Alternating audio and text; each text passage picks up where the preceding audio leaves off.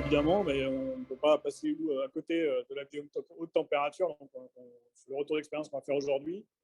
Pour vous donner une idée, ce que vous avez en bas à gauche, les pédales qu'on a utilisées, c'est des pédales qui sont optimisées de façon topologique, dont on s'est servi pour faire le benchmark pour la machine. Il faut savoir que la pédale de gauche est en PEI et nous, en fait, on l'a fait imprimer avant de recevoir la machine et puis on l'a imprimé ici en termes de… Quand on a reçu la machine comme première pièce, on a pris les paramètres de base, elle s'est imprimée toute seule du premier coup, sachant qu'il y a un volume de matière très important et on n'a pas réussi à le faire avec une seule autre machine haute température, excepté peut-être une Stratasys il y a quelques années, mais la Intam 6 l'a fait du premier coup très très bien. Donc là-dessus, on a su. Super, merci beaucoup Maxime. Du coup, je vais vous repasser la main. On va regarder un petit peu plus en détail cette FunMat Pro 610 achetée de chez Intamsys. Il y a plein de choses peut-être qu'on ne pourra pas voir directement avec la caméra, mais on reviendra sur ce slide-là. Je vais donc couper mon PowerPoint et puis je vais vous mettre en plein écran à l'IPC.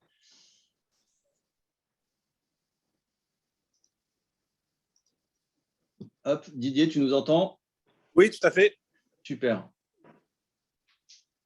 Alors, c'est la mi-temps Iona. Donc, on est bien sur le site IPC, comme vous pouvez le voir, devant la Rolls-Royce du portfolio Intam 6, donc la 610 achetée, qui a arrêté de produire pendant quelques heures pour les besoins de ce webinaire. Je vous propose le programme suivant. On va faire le tour de la machine pour ressentir le volume et ses caractéristiques principales. On a quelques pièces ici qui ont été faites par IPC ou pas, qui sont sans doute bien représentatives.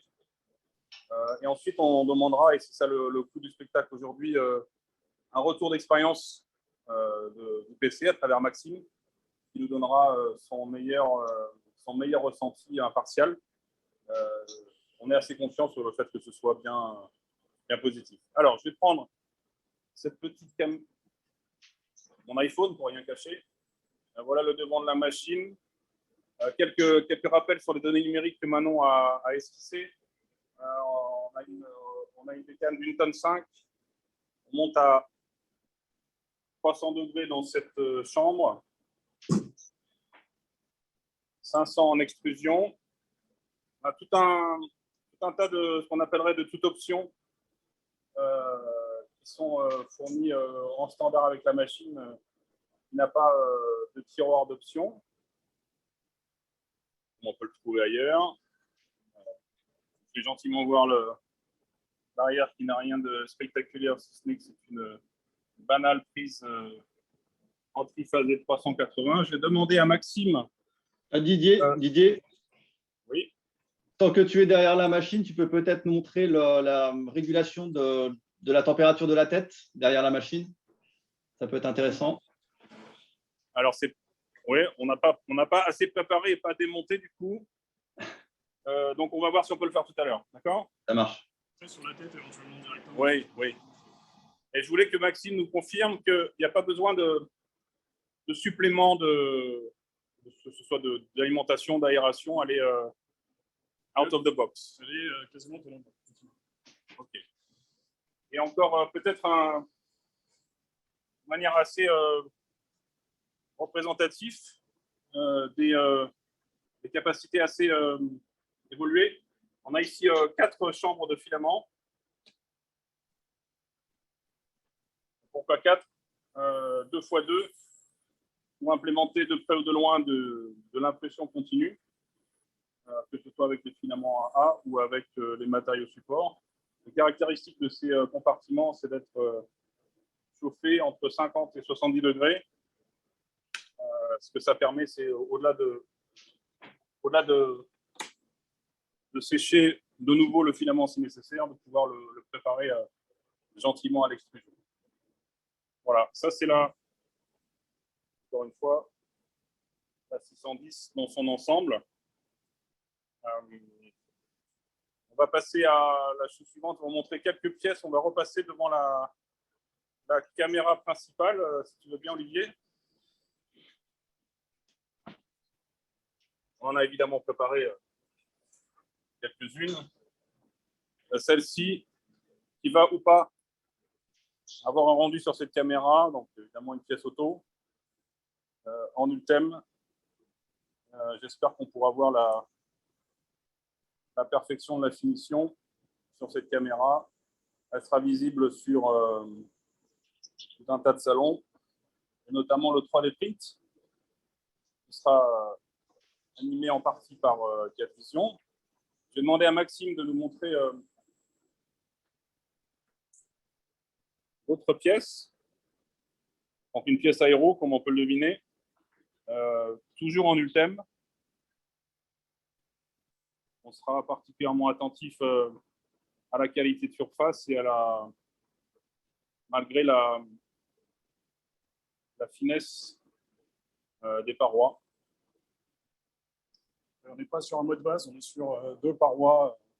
Là, on est vraiment sur un mur à 2 parois. Voilà. Ensuite, des expérimentations. Là, maintenant, on est local à IPC. Oui. Et on a... Oui, tout à fait. Là, grosso modo, en fait, on a fait faire 2 empreintes. Donc, celle-ci a été faite sur la Intel 6. Et puis, celle-ci a été faite sur une Fortus 900 de mémoire. Donc, l'idée, c'était de vérifier quel était, on va dire, le niveau de qualité. Ce sont des outils en polymère pour le thermoformage.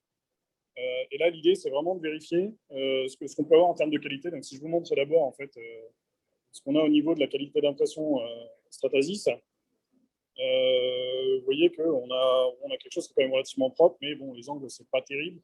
Et puis, l'aspect de surface, c'est quand même un petit peu granuleux, il y a quand même une grosse rugosité surface. Et puis, si on compare avec ce qu'on a fait sur la Intel 6, ben, on est carrément plus propre.